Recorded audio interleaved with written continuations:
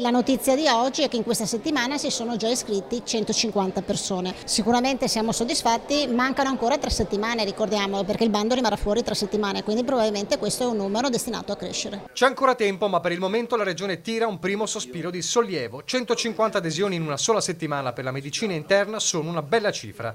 Tanti giovani specializzanti che hanno risposto all'appello della Regione per riempire le corsie venete anche in vista del picco influenzale atteso per i prossimi mesi. Un dato importante che arriva dopo le 224 adesioni del bando per il pronto soccorso. Insomma, da parte dei giovani camici bianchi c'è interesse nei confronti della linea intrapresa dalla Regione. Questo vuol dire che la direzione che ha preso il Veneto, che poi è una direzione sposata, ricordiamolo anche a livello centrale in conferenza delle regioni, è sicuramente una direzione giusta, una direzione che dà una risposta all'emergenza e all'urgenza di oggi.